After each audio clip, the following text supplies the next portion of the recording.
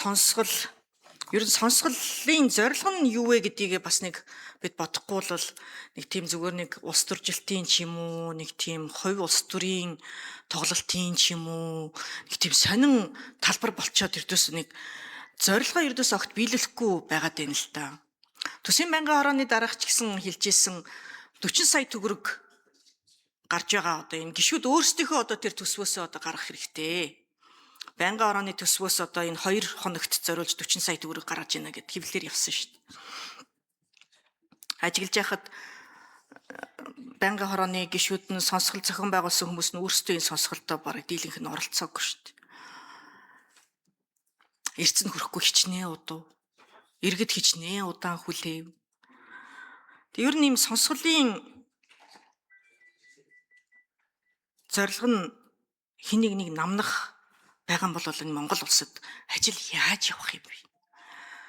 Төрийн албанд дунд шатны албан тушаалтнууд эсвэл одоо яг шийдвэр гаргаж байгаа тэр хүмүүс ер нь одоо альва зүйл дээр гарын үсэг зурхаасаа ч айдаг болсон шүү дээ. Монголын төрд ажил хийж байгаа хүн байхгүй.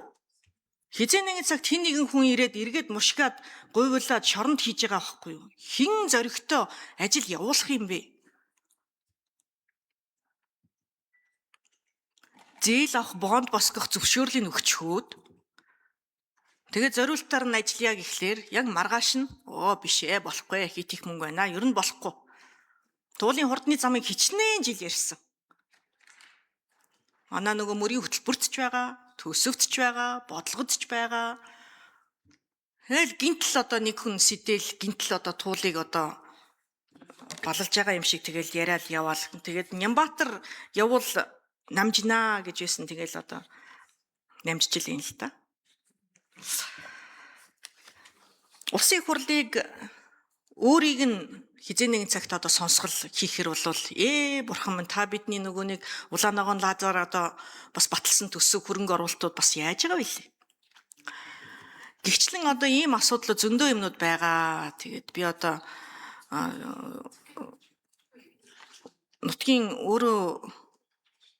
өөрийгөө удирдах одоо энэ эрхийн өгч ажлуудын жоохон явуулмаар байна. Энэ олон LRT, метро, трам одоо бүх юунууд ч юунаас олж зогссон юм.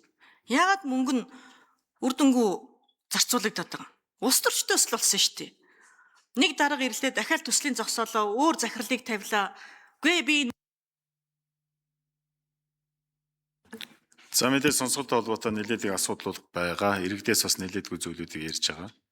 Тэгээ энэтэй холбоотой мэдээж улсын их хурлын гишүүд бас тодорхой өөрсдийн саналаа хэлж байгаа. За одоо зам бүгш.